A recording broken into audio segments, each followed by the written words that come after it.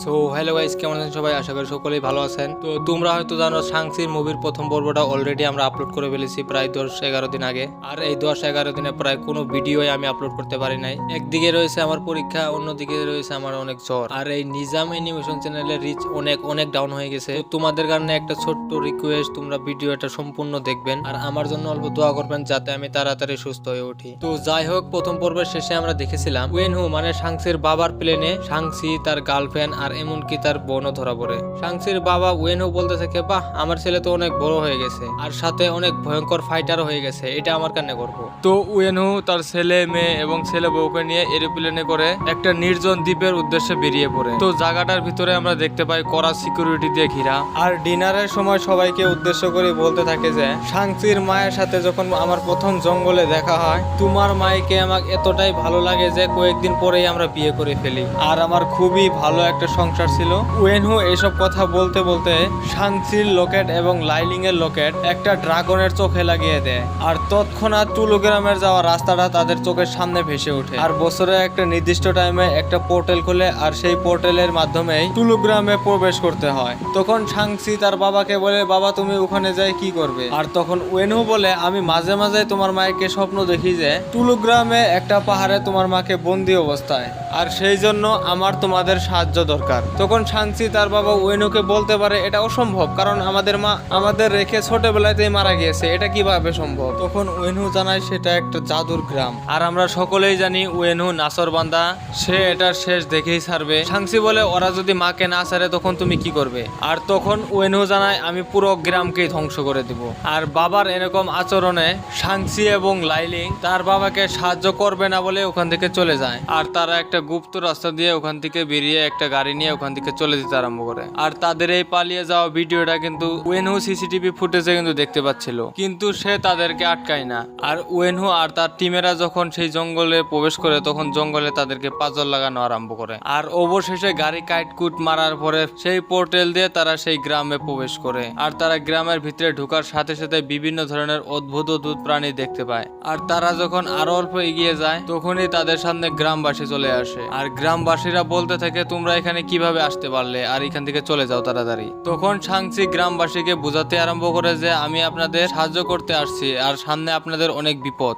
আর ঠিক তখনই গ্রামবাসীদের মাঝখান থেকে একজন মহিলা আগে আসে যে কিনা শাংচির মাসি ছিল। আর ওয়েনুর মাসি ওয়েনুকে ওখান থেকে নিয়ে যায়। মাসি প্রথমবার ভাগনা ভাগ্নিকে দেখতে পেলো, মানে একটা আনন্দ। তখন শাংচি তার মাসিকে বলতে থাকে যে বাবা এখনো বিশ্বাস করে যে আমার মা এখনো বেঁচে রয়েছে আর তাকে এই গ্রামেরই একটা পাহাড়ে বন্দি করে রাখা হয়েছে, এই জন্য আমার বাবা এই গ্রামকে খুবই শীঘ্রই আক্রমণ করবে। তখন শাংচির মাসি বলতে থাকে যে তোমার বাবা আসলে এই পাহাড়ে বন্দি একটা ডেভিলের শব্দ পাচ্ছে, যে কিনা তোমার মায়ের ভয়েস নকল করে তোমার বাবাকে রাতে স্বপ্ন দেখায়। আর যেহেতু তোমার বাবার কাছে ট্রেন্ডিং রয়েছে আর তোমার বাবা অনেক শক্তিশালী মানুষ, সেই জন্য সেই ডেভিল তোমার বাবাকেও টার্গেট করেছে।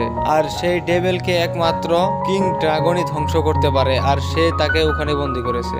আর কিং ড্রাগন বর্তমান পানিতে রয়েছে। আর পরের সিনে আমরা দেখতে পাই শাংচির মাসি তাদেরকে ট্রেনিং করছে, ওই হিসেবে আমরা কেটিকেও দেখতে পাই যে কিনা ট্রেনিং নিচ্ছে। আর পরের দিন সকালে ওয়েনহু আর তার টিমেরা টুলুগ্রামে আক্রমণ করে। আর ওয়েনহু এসে তাদেরকে বলতে থাকে, আমার স্ত্রীকে ছেড়ে দিবে নাকি তোমরা মরবে? তখন শাংচির মাসি বলে, তোমার সাথে যখন আমার বোন পালিয়ে যায় তখন থেকে আমার বোনকে আর কখনোই আমি দেখতে পাই নাই। আর ওয়েনহু তো বর্তমান ভাইলেন্স মুডে আছে, সেই জন্য তার ফালতু কথা সময় নাই, সে সরাসরি আক্রমণ করে ফেলে। আর একটা সিনে দেখতে পাই বাপ বেটার লড়াই। যেহেতু ওয়েনহুর কাছে 10 রিং রয়েছিল সেই জন্য শাংচি কিছুতেই তার বাবার সাথে পেরে উঠছিল না। আর এরকম একটা পর্যায়ে আসে যে ওয়েনহুর পাওয়ারফুল রিং দিয়ে শাংচিকে সরাসরি পানির ভিতরে প্রবেশ করায়। আর ফাইনালি ওয়েনহু সেই পাহাড়ের সামনে চলে আসে। আর আসার সাথে সাথে সে তার ট্রেন্ডিং এর পাওয়ার দিয়ে সেই দরজাকে দুর্বল করতে আরম্ভ করে। আর কিছুক্ষণ পরে আমরা দেখতে পাই সেই দরজার ফাঁক থেকে ছোট ছোট ক্রিয়েচার বেরিয়ে আসতে থাকে। আর এই ক্রিয়েচার গুলো সরাসরি মানুষের সোল নিয়ে চলে যায়। আর সোল মানে তোমরা কম বেশি সকলেই বুঝো, মানে আত্মা। আর তখন শাংচির মাসি সবাইকে জোরে জোরে বলতে থাকে যে তোমরা এই লড়াই বন্ধ করো, আমাদের সবাই একসঙ্গে লড়তে হবে। আর তারা সবাই এক হয়ে সেই ক্রিয়েচার গুলো মারতে আরম্ভ করে। আর অন্যদিকে শাংচি কিন্তু পানির তলে গেতেই আছে। আর তখনই শাংচির সামনে ফাইনালি কিং ড্রাগন চলে আসে আর সাথে তার মায়ের কিছু শক্তিও তার কাছে চলে আসে। আর কিং ড্রাগন যখন বেরিয়ে আসে তখন ছোট ছোট ক্রিয়েচারকে খেতে আরম্ভ করে। পরে আমরা আবারও দেখতে পাই বাপ বেটা লড়াই, কিন্তু এইবার ওয়েনহুকের সাংসি বারে বারে হারিয়ে দিচ্ছিল। আবার অন্যদিকে কি হয়, সেই দেওয়াল ভেদ করে আবার ডেভিলও বেরিয়ে আসে আর ডেভিল বেরিয়ে আসার সাথে সাথে ওয়েনহুর আত্মাকে খেয়ে ফেলে আর ওয়েনহুর টেন্ডিং তার ছেলে পেয়ে যায়। তো এখানে আমরা দেখতে পাই কিং ড্রাগন এবং ডেভিলের মাঝে এক ভয়ঙ্কর লড়াই আর সেই ডেভিলকে সবাই ঠেকানোর চেষ্টা করছে।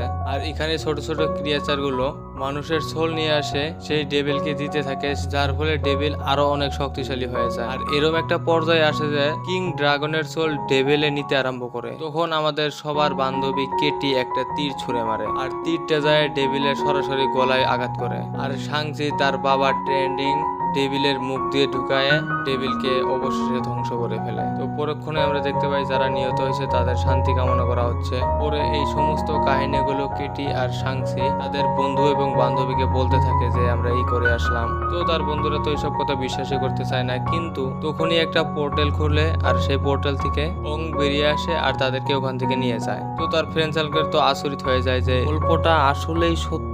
আর এখানেই সাংসি মুভিটা সমাপ্ত ঘটে। তো কেমন লাগলো বন্ধুরা আজকের এই মুভি এক্সপ্লেন ভিডিওটা? ভালো লাগলে ভিডিওটা আমাদের লাইক করো, চ্যানেল সাবস্ক্রাইব করো আর বন্ধুদের কাছে শেয়ার করো। আজকের জন্য বিদায় নিচ্ছি, আল্লাহ হাফিজ।